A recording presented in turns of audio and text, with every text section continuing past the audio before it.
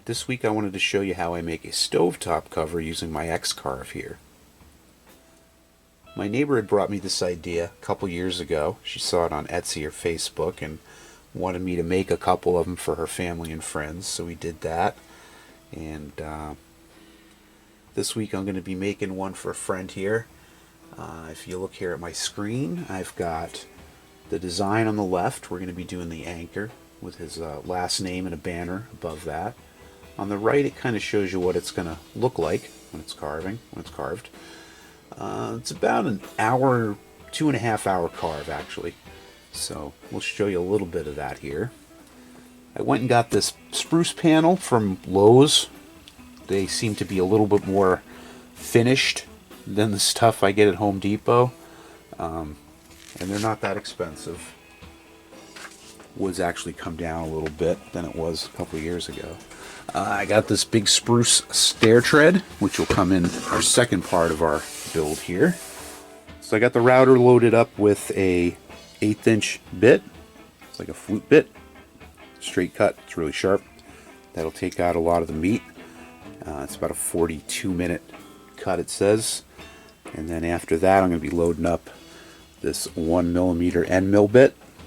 And hopefully, if it stays intact through the whole carve, should take about an hour and a half. So I'm going to send this to the home position. I got this little block of wood here, piece of scrap wood. It's the same height as my panel, and I'm going to bring the router to the home position, and I'll bring the bit down till it just touches this piece of wood, and then that's my home position. And then when it goes out here, it knows that, you know, this height here of the wood is the top of the wood. So get started.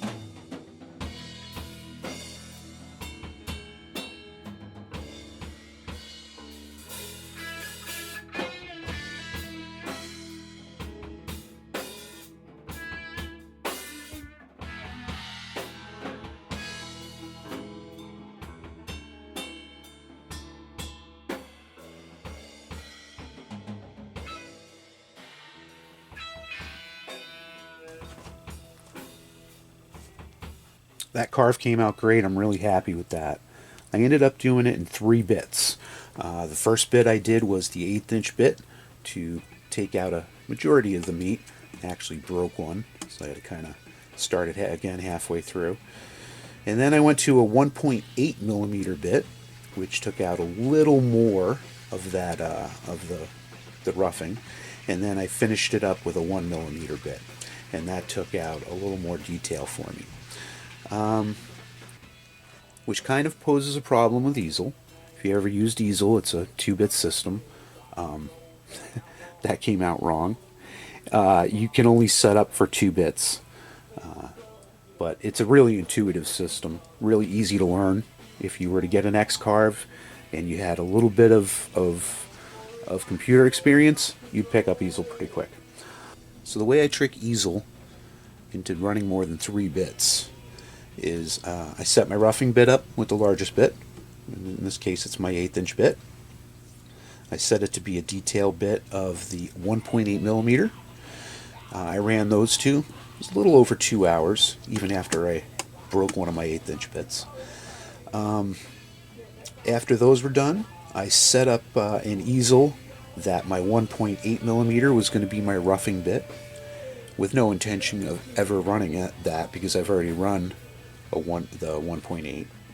And then my 1 millimeter is set up as my detail bit.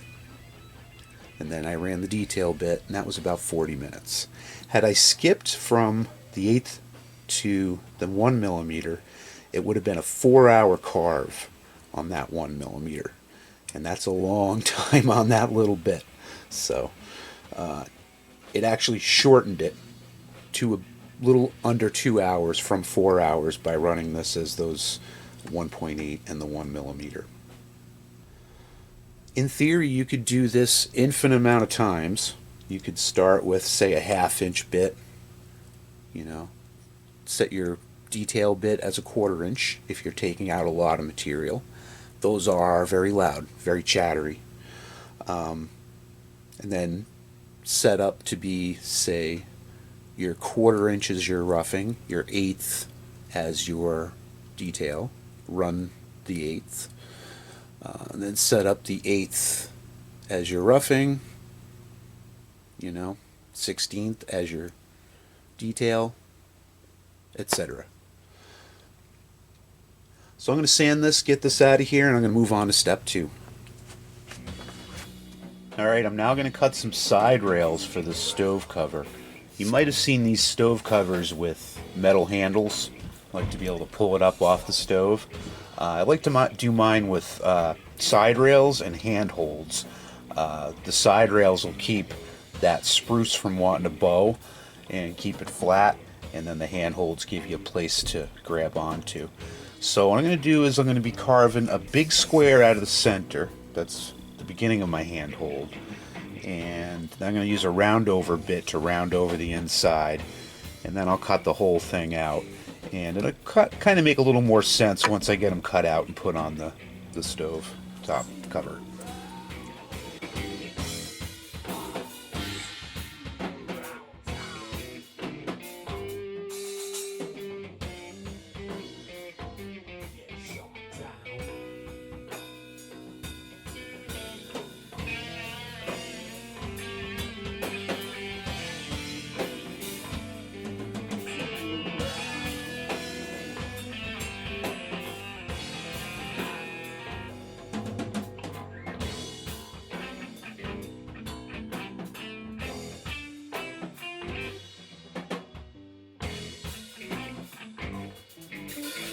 Alright, that first square is cut with the 1/2" bit, and it was loud.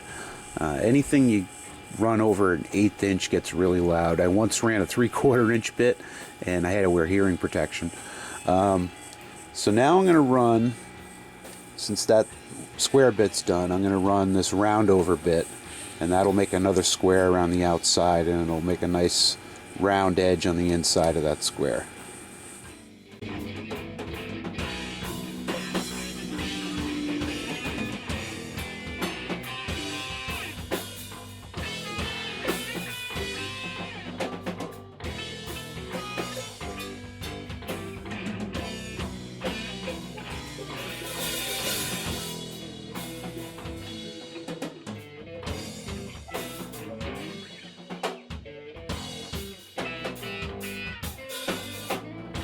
And now I'm going to cut out the 2 rails, and that square will end up being in the center of the 2 of them, and it'll end up being the handholds when we flip them over.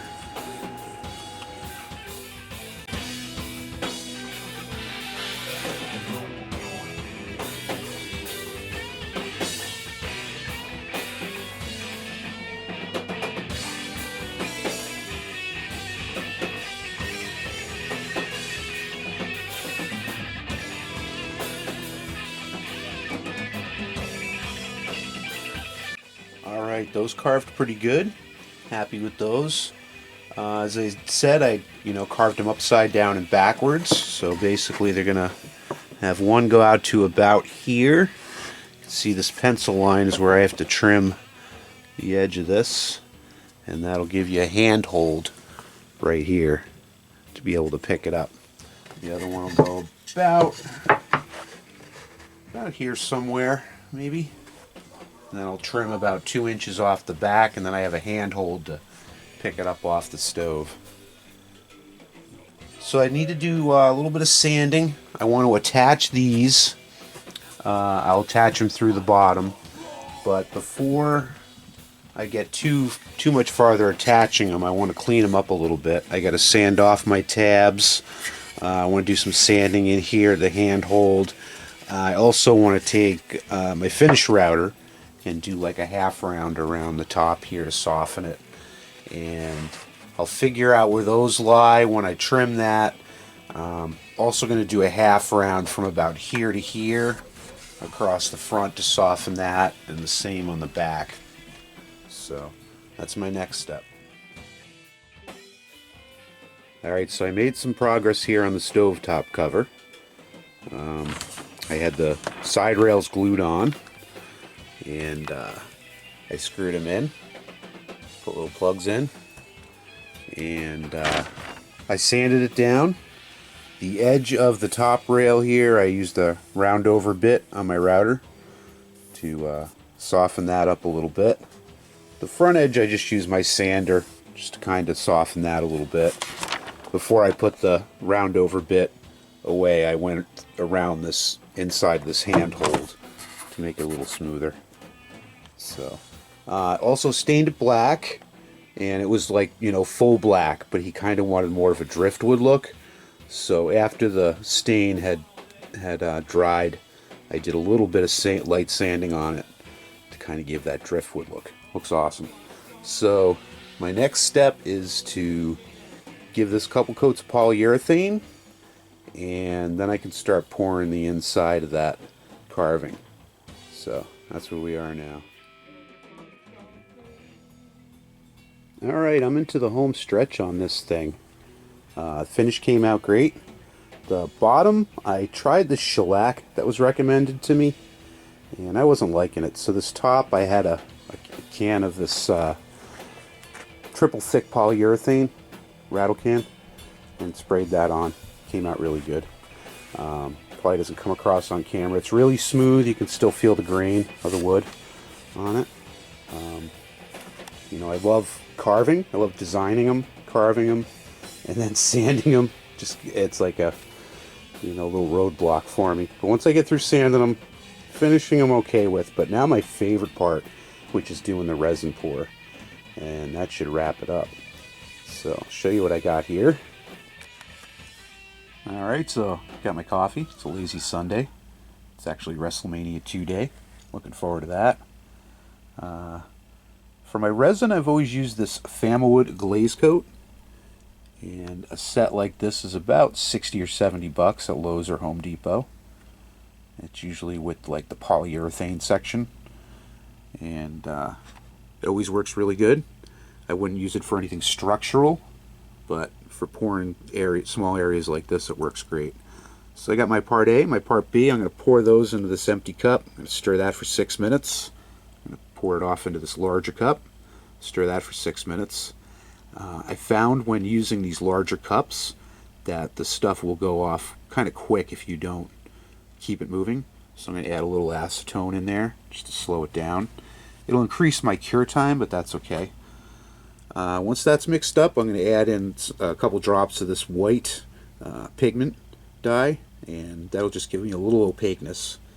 I'm going to pour in quite a bit of this white glow-in-the-dark mica powder, and a little bit of this. It's cyan when it's lit up, but it's white when it's not hit by the UV.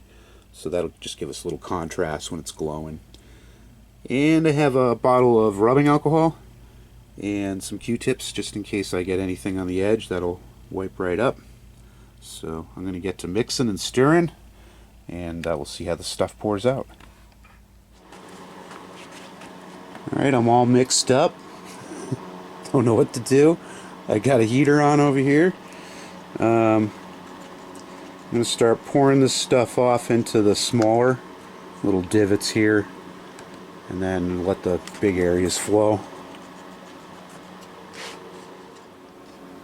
This is where it's really going to start coming together.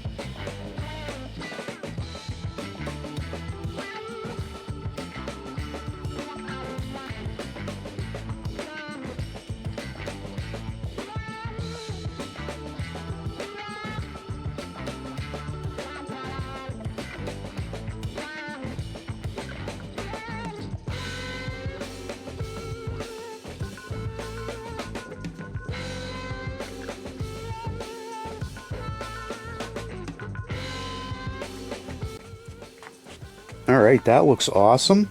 What I want to do now is I want to take a finish nail. You could use a toothpick too.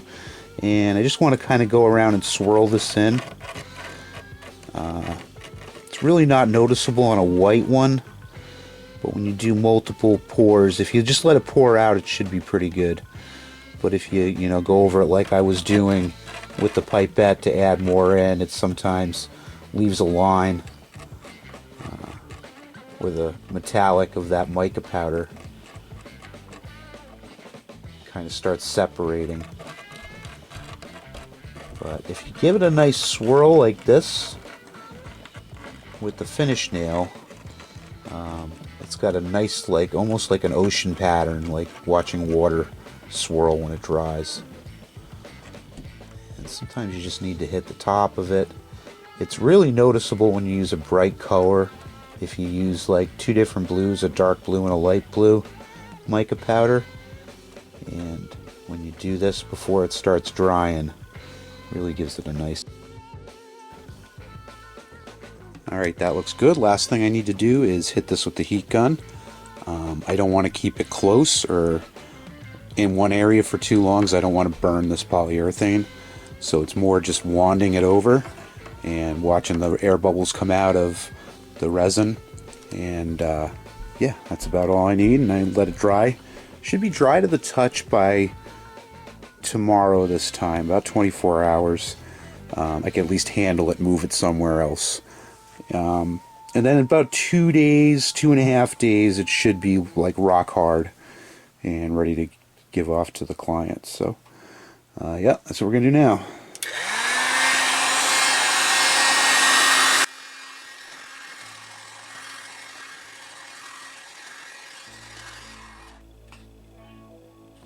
Alright, so that's the stovetop cover complete.